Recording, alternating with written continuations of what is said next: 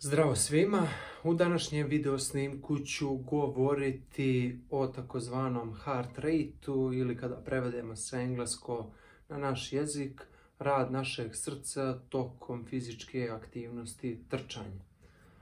Ovdje sam napisao da znate ove kratke oznake, to je zona. Zona 1 se obično u svojoj literaturi i svugdje obilježava i na Garmin satovima kao najniža zona opterećenja rada srca ili takozvano zagrijavanje warm up. Onda zona 2 je isto također u zoni ugodnosti u trčanju. Zona 3 onako već da nije prijatno, ali da možete da trčite u toj zoni nešto duže. Zona 4 već mnogo kraće možete trčati i to je obično negdje kad je trka. I zona 5 vrlo kratko se možete zadržati u toj zoni, a da održavate tu maksimalnu brzinu ili maksimalnu brzinsku izdržljivost tokom jedne dionice ili određeni broj sekundi koliko trčite i zavisno šta je cilj tog treninga. Sada se osvrnem, ovdje sam dolje napisao vrijeme trajanja, ovo ako je manje od 20 sekundi, od 20 do 60 sekundi kada se rade intervali, kada se rade od 60 do 120 sekundi i ako se rade duže od 120 sekundi. Jako je važno da se ovo sve prilagođava individualno vama, shodno koliko dugo ste u fizičkoj aktivnosti, koji cilj ste postavili, da istrčite polumaraton, trku na 5-10 km, maraton i naravno jako važno da znate da puls direktno utiče sa time kako je vaše tijelo oporavljeno. Navodim kao primjer, ako ste prethodno dan ranije uradili jak trening, narednog dana želite da držite visoke zone, to baš neće ići tako, zato što će odmah na početku treninga, ako biste krenuli jače, preskočiti prvu, drugu zonu, otići prema gore. Međutim, ima još dosta drugih faktora koji bitno utiču kao što je vrsta hrane koju konzumirate. Jer hrana koja se sporo razlaže, koja nema efektivnu energetsku vrijednost, koja se izluči iz nje u vašem organizmu, ona će vam dodatno povećavati krvni pritisak. Naravno, jako je bitna razlika koji model sata koristite. Recimo, pošto koristim njihovo povjerenje od 2017. za Garmin satove, ovdje pozadi imate taj senzor koji se nalazi na ručnom zglobu i on zna dosta puta da omaši. To znači ako njegov GPS povuče prema nekom dalekovodu, to mi se lično dešavalo u praksi, i zna puls recimo da bude mnogo visoči, čak negdje tipa dešavalo 170, 200 da bude, a da mogu da pričam, kao što pričam sada. I naravno puls apsolutno je mnogo niži, čak manji od 120 i nikako ne može biti u zoni 5.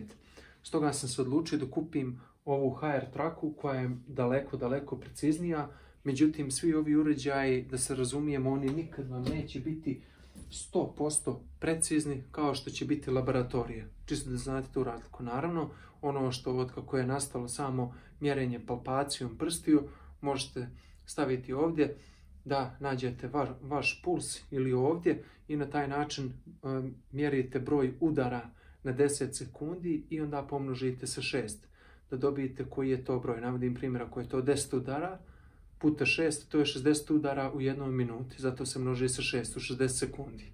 I onda znam da mi je puls 60 otkucaja u jednoj minuti.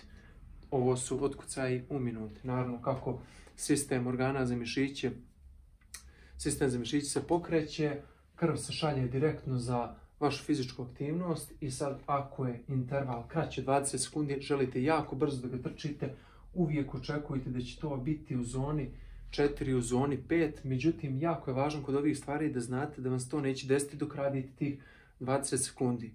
Uvijek će puls da kasni za fizičkom aktivnošću. Znači vi ste uradili recimo 100 metara, 150 metara za 20 sekundi, jako ste brzo trčali. Puls će vam biti vrlo malo veći u odnosu nego što ste krenuli iz startne pozicije. Tek nakon nekih 30 sekundi će puls da se podiže zona 3, 4, 5 i onda ćete vidjeti koji je vaš puls. Naravno, poslije toga ide ta pauza, da li ona pasivna ili aktivna, i kreće naredna. Također važi pravilo od 20 do 60 sekundi je najoptimalnije da ne idete u zoni 5 nakon završenog intervala do 60 sekundi, da je od 20 do 60 sekundi, nego do zone 4. I ovdje je jako važno ako radite tempo treninge, fartlek trening, duge intervale od 60 do 120 sekundi, da to bude zona 3, zona 4. Najbolje objašnjavanje za zonu 3 jeste da znate da možete da izdržite u toj zoni barem nekih pola sata za one koji nijesu trenirani, do onih koji su trenirani do sat vremena, da možete da držite taj ritam trčanja. Onda znajte da je to vaša zona 3. Navodim kao primjer, lično kod mene je trčim lagane treninge zone 1, zona 2 na 5 minuta, 5-10 po kilometru. Zona 3 mi je 4.20, 4.15. Znači tako mogu sat vremena besprekorno da radim, a da puls ne pređe 150, 155, koliko je u mom slučaju zona 3. Jako je važno da znate kada radite duže intervale da tu od 120 sekundi ne prelazite zonu 3. Ako je tempo trening na 5 km, na 6 km, do 8 km kada se pripremate za maraton, da ne prelazi zonu 3. Jer vi u maratonu nećete uključivati ni zonu 4, zonu 5, jer ako budete uključivali, vrlo brzo će noge da vam se zakisele, odnosno napune, postaće jako teške i vi ste završili vašu maratonsku trku i daleko ćete biti od onoga vremena koje ste planirali da istrčite.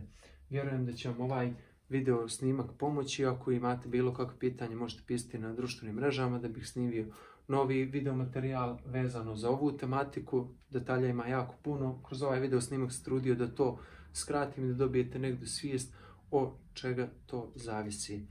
Da se vratimo i da sumiramo, nakon dionice možete mjeriti ovdje, da uporedite sa vašim satom da li ima oscilacija, ukoliko nema ili je zanemarljiva razlika, tačno znate. Da biste izmjerili vaš puls, on zavisi od vašeg nivoa fizičke pripremljenosti, koliko imate godina i kakvo gorivo, odnosno hranu, unosite u vašem organizmu. Toliko od mene u ovom video snimku. Ako vam se svidio, bacite like, ako nije, slobodno opalite dislike i toliko do narednog video snimka. Veliki pozdrav za sve vas i uživajte u trčanju.